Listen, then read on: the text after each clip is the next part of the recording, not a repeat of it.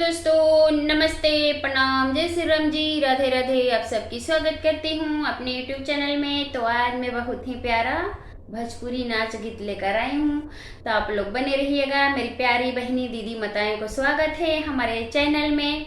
तो चलिए मैं सुनाने जा रही हूँ, कैसा लगेगा कमेंट बॉक्स में ज़रूर लिखिएगा, जरूर कमेंट करिएगा हमारे इस गीत को सुन करके। चलिए मैं सुनाने जा।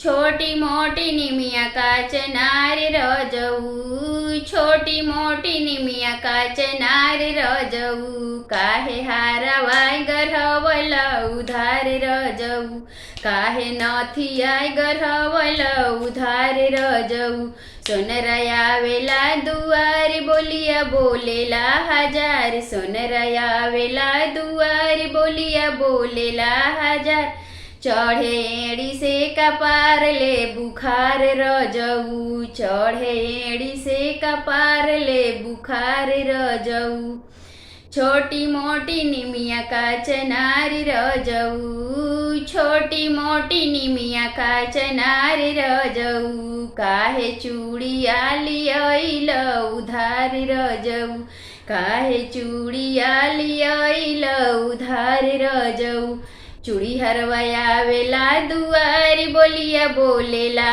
हजार, चूड़ी हरवाया वेला दुआरी बोलिया बोलेला हजार, चढ़े एड़ी से कपार ले बुखार रजऊ, चढ़े एड़ी से कपार ले बुखार रजऊ, काहे कांगना लियल उधार रजऊ, छोटी मोटी निमिया का चनारी रजऊ, छोटी मोटी निमिया का चनारी रजऊ, काहे लहंगा लियल उधार रजऊ, काहे साड़िया लियल उधार रजऊ, बजजवया वेला दुआरी बोलिया बोलेला हजार, बजजवया वेला दुआरी बोलिया बोलेला हजार, चढ़े एड़ी से कपार ले बुखार रजऊ, चढ़े एड़ी से कपार ले बुखार रजऊ।